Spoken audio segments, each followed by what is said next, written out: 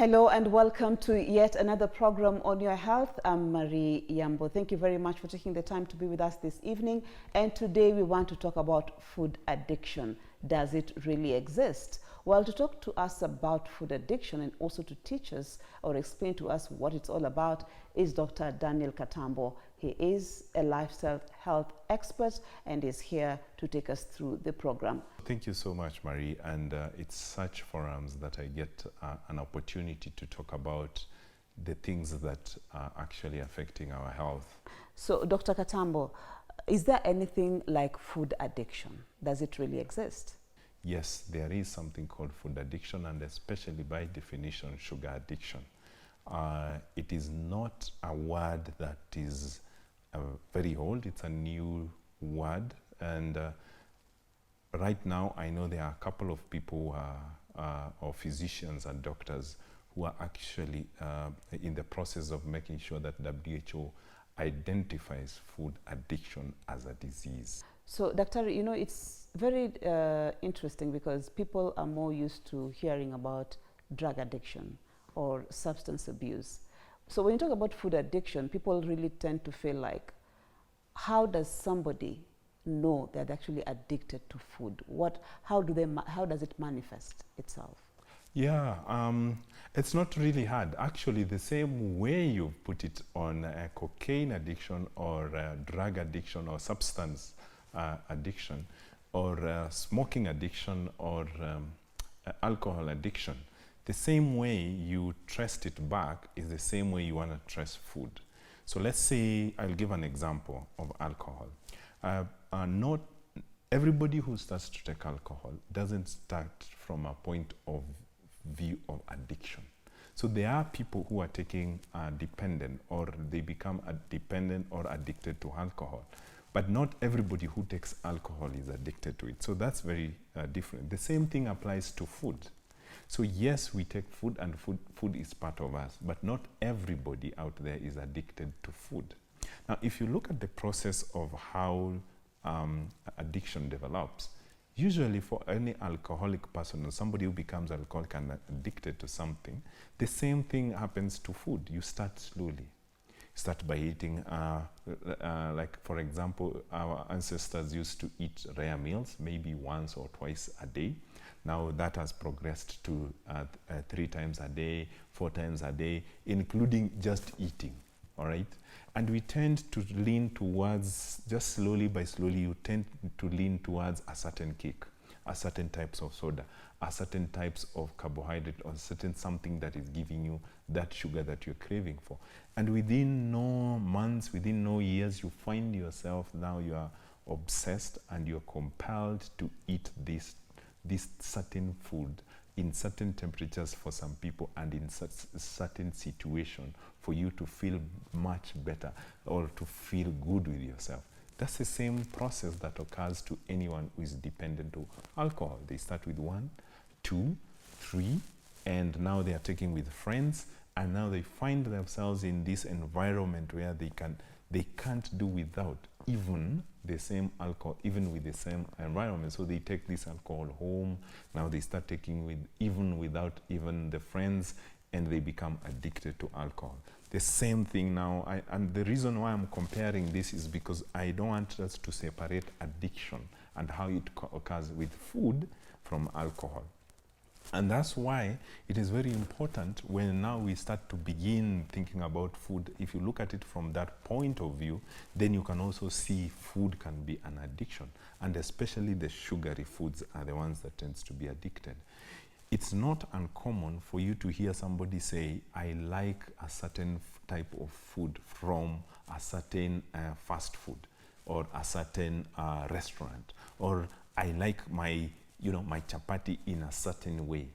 In that way, they are not aware that they are actually addicted to this, because you find this person can't sleep with this type of food if they have not eaten. But what is it about these foods that make it addictive? Yeah, that is a very common question, because I tend to get it a lot of the time. And to be honest with you, there has been a lot of science explaining addiction. And if you look at psychiatrists, psychologists, they have come up with good hormonal circles or circulation, dopamine, serotonin, the limbic system, the hypothalamus. These are big words we tend to use. And yes, just like any other addiction to alcohol, smoking, or drug addiction, it's the same thing that we tend to see with food. So that for a certain group of people, or people who are addicted to certain types of food, they tend to have the same tendencies with the same with people who are also addicted to either alcohol or the stuff that we've talked about. And that can be we try as much as possible to explain it from a brain or mental point of view, which I really don't want to go into because it will just mess up the science. People go around Googling, could I be having this? And then it just messes up the whole point. It's only that if you seek medical attention or you realize, do I have symptoms of a certain, am I compelled to eat a certain type of food? Do I feel good or rewarded? Do I feel good just by eating a certain type of food? There are people, if I go to a certain place and I eat a certain ice cream, vanilla, chocolate, or whatever, you feel like there's a reward, you feel good. I'm stressed. The only thing that will relieve your stress is what? Is that certain kick, is that certain, you're from a gym, you do all your gym, but you have to pass through a certain restaurant and pick a certain cake or an ice cream in a certain way for you to feel better. And those are the things that I usually tend to say. Why is the reason to this? Could be the science. I don't want to go into the science. We can spend our whole time here. But if you find yourself with, to me, the signs and symptoms are the most important for the general population to realize and seek help early enough before it gets too late. Dr. you're explaining about how when somebody comes from the gym and, they go for that ice cream, and somebody will ask, but what's wrong with satisfying my cravings for that matter? Is there anything wrong with that? It's true, and I agree with you, and there's absolutely nothing wrong with that as long as it is not a compiled force, something that is driving you, that if you do this, if you don't do it, then it's a problem. You actually get withdrawal symptoms. You understand what I mean? So there's no problem. You are going to the gym, having your birthday party, but where now I'm trying to set the difference is where it is actually a need. It is a force that is within you that is driving you. It's like a compulsion that is driving you to the kick or to this food that after the gym I need to take it. So, and you will find 99% or 98% of people don't have a problem, which is okay to reward yourself, all right? But now there is this population of people that we need to talk about, and that is where food addiction is, by definition, we are talking about. What are some of the symptoms then that somebody can look out for them to understand that the foods, that they're actually addicted to certain foods? What are some of the symptoms they're supposed to look out for? Yeah, so just the same way you look at somebody who has to take cigarettes to feel good, all right? They tell you, let me take a cigarette. Or you are talking and then you're in a meeting and then somebody just steps out and goes and, it is an excessive compulsion, something that you have to do to feel good, okay, to feel rewarded, okay? And that's what I tell patients when they come in. And we have screening tools. We have like two screening tools that we use when you come, and we give you the question. The question number one, have you ever felt like I need to take a certain food regularly? See, first of all, it's just a regular thing. Do you feel like if I don't take this food, then I get sort of like an headache, then I sweat, then I panic, then I feel like my heart is probably, for some people it goes to an extent of your heart feeling like it, beating fast, what we call palpitations. You become unsettled, and immediately you take that type of food, you feel good with yourself. Then there is a big possibility that you actually could be having an addiction to that type of food. So I find out that from listening to you that I'm addicted to a certain types of food, a certain type of food or certain type of foods. How do I get myself out of it? You know, how do I rehabilitate myself, if I may use the word? Yeah, a very good question usually I also get in my practice is, are we addicted to all types of food? And the answer is no. We are also not, if you look at the people who are, and I keep referring to, for comparison, either substance abuse or cigarette smoking or alcohol, they are very specific to what you are addicted to. So there are many types of foods. Again, we have vegetables, we have fats, we have proteins, and we have carbohydrates. Now, a majority of people, let me just say, I've never seen somebody who is addicted to sukuma wiki. I've never seen somebody who's addicted to cabbages and the rest of the things.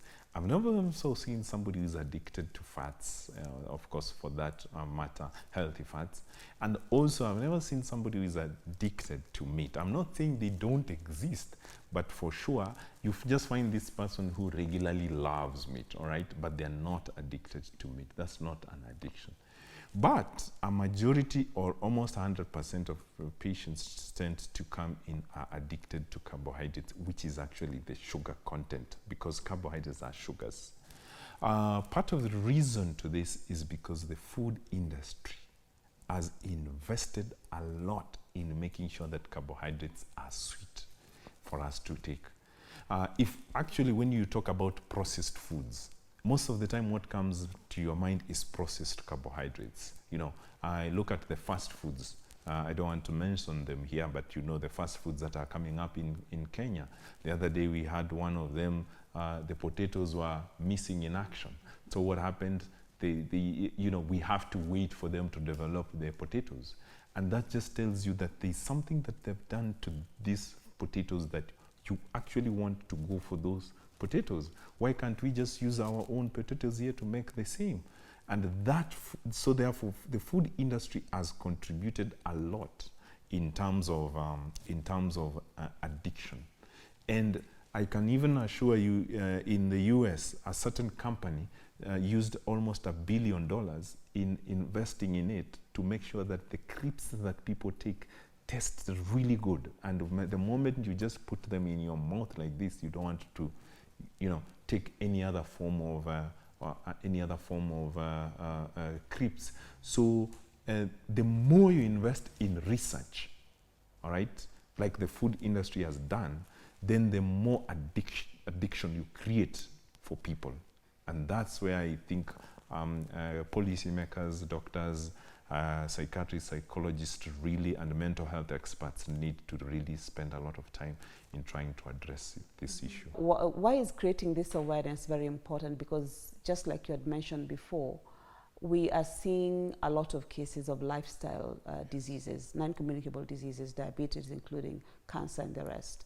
So how is this impacting especially on the younger generation? A very good question, because we need to talk about food addiction because the numbers, number one, are going higher and higher every day. And of people who are getting more addicted to certain foods. Remember, we have talked about the foods that tend to be, people get to be addicted, and those tends to be either carbohydrates and fruits. And even fruits, I haven't seen many people getting too much addiction to food, but the carbohydrate, and especially the processed ones, the cakes, the whatever, the mandazis, and many other mixtures and juices. I've seen that a lot. So why do we need to bring this? Because they are detrimental to our health. Look at in the streets, how many kids are you seeing being obese, overweight and obese? That is one of the most dangerous things that now we as a country have to deal with. And why? Because we are feeding our kids with processed foods. They're becoming addicted with these foods as early as 12 years, 13 years, 16, 20 years. And now we are starting to see type 2 diabetes, which used to be a disease of the old, developing in the young. as early as 20, 26, 30, 40, we are seeing people coming in with diseases, obesity, hypertension, diabetes, and other chronic manifestation of non-communicable diseases. You know, it's easy to tell someone that, you're addicted to a certain type of food or a certain type of drink, so you should just stop it, But what is the role of policymakers, and in this case also manufacturers? Because today we are seeing processed foods all over.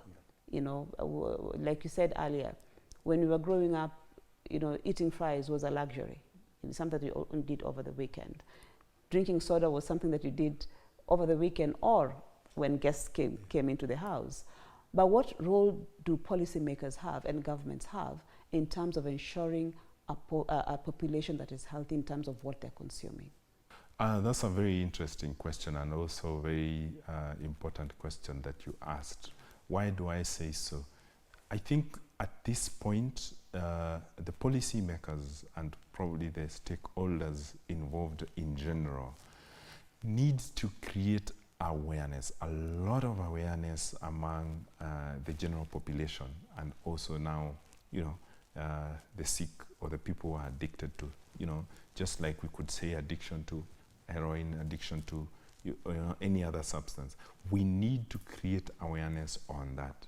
Two, so that the general population is actually aware that these things can happen. Because the more educated your population becomes about, food addiction, the better it becomes when it comes to prevention. Now, when it comes to policymakers, I will take you back to a couple of years what Mexico did, and I think some states in the US did. Mexico applied a policy on all sugary drinks. They increased taxation on them. So the cost of acquiring like a soft drink became expensive, and they used that money to create awareness on population, on people, on her people as a country. And now we are seeing less and less consumption of highly processed carbohydrates and soft drinks, and people becoming more and more aware of their food addiction and the detrimental effect of addiction or obesity or type 2 diabetes or hypertension. So I think policymakers have a lot to do. And the question is, do the policymakers also themselves know that food addiction is a problem? So, Dr. Katambo, in as much as you're talking about food addiction, people don't look at it as being as detrimental, for instance, as drug addiction, because drug addiction can mess up with your brain and all that. But people don't look at food that way because, it's healthy, yes. But what are the detrimental effects eventually of food addiction?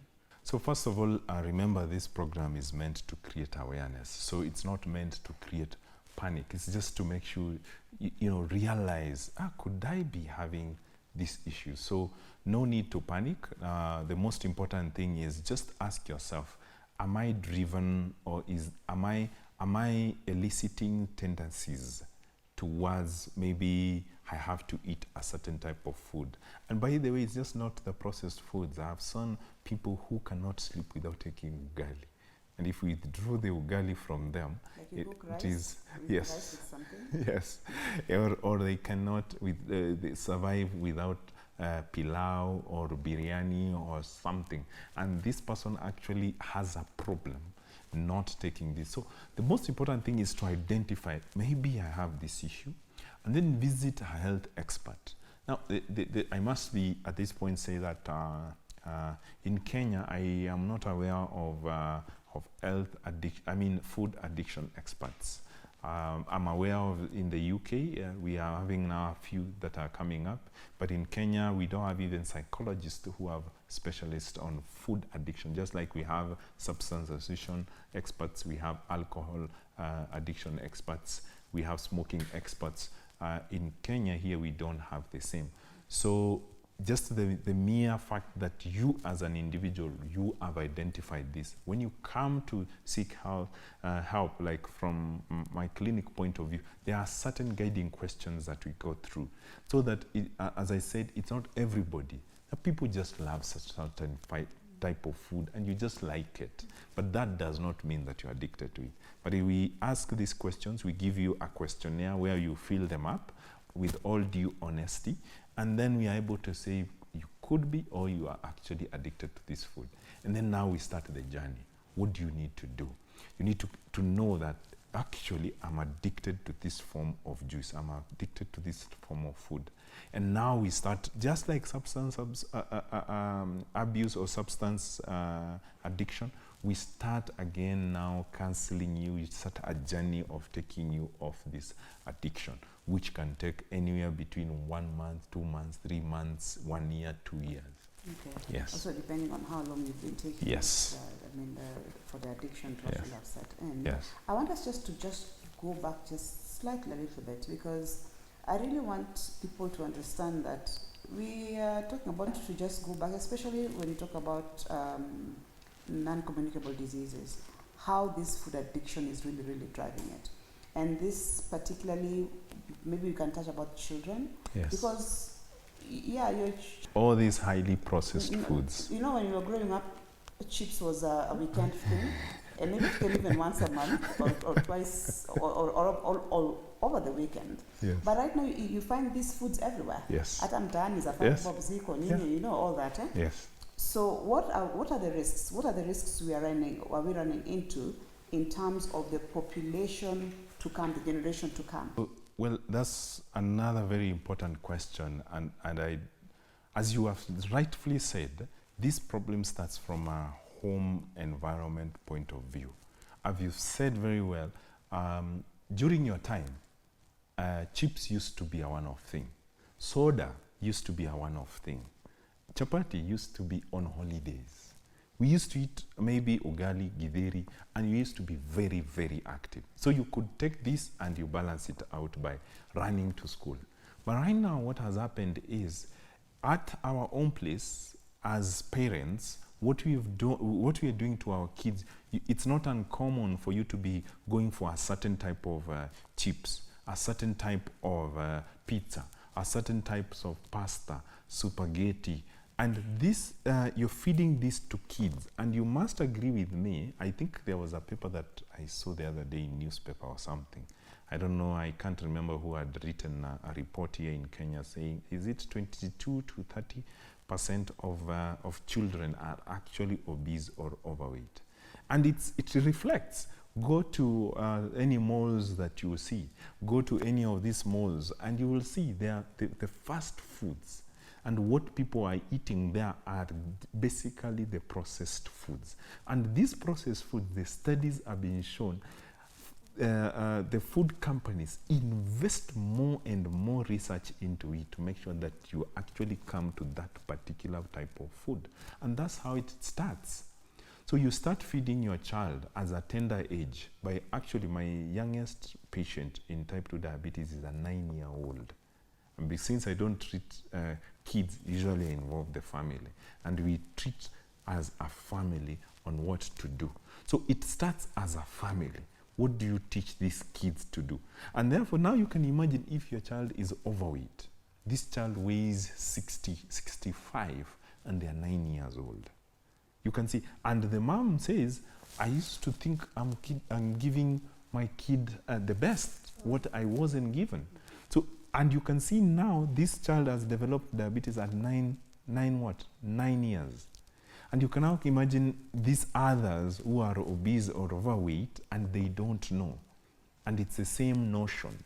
So by 16, 20 years, we're having this population that doesn't know how to cook real food, food that is not processed, and that is what they have been introduced. And that's why now if you connect the two, you can see type 2 diabetes, hypertension, and non-communicable diseases, we are now getting it at a younger generation. Creating awareness like in such shows is really important. For the viewers, this was not to create any panic or to say, oh, now you're talking about, because I've seen a lot of blasts on social media when somebody talks about food addiction and they say, now what do you want us to eat or something like that.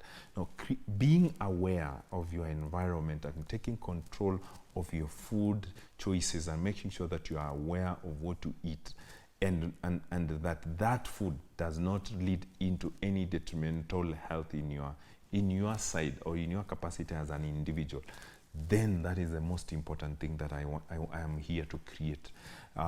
It is unfortunate when somebody has to take a certain Lucozade, Ribena or cake from a certain restaurant and they now become diabetic and you can't control that compulsion to take this type of processed foods, whether it's pasta, noodles or whatever, and especially the processed foods.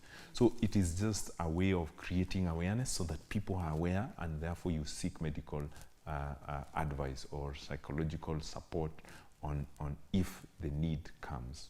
So thank you very much, Dr. Katambo, for coming in and explaining to us what food addiction is all about. Remember, it's about creating awareness, just as Dr. Katambo has said. Are you addicted to food? Maybe by now you should be able to know. Remember, it's all about your health. If you're addicted to food, it can be detrimental to your health eventually. So thank you very much for taking the time to be with us on Your Health. Until next week, I'm Marie Yambo. Do have a great evening.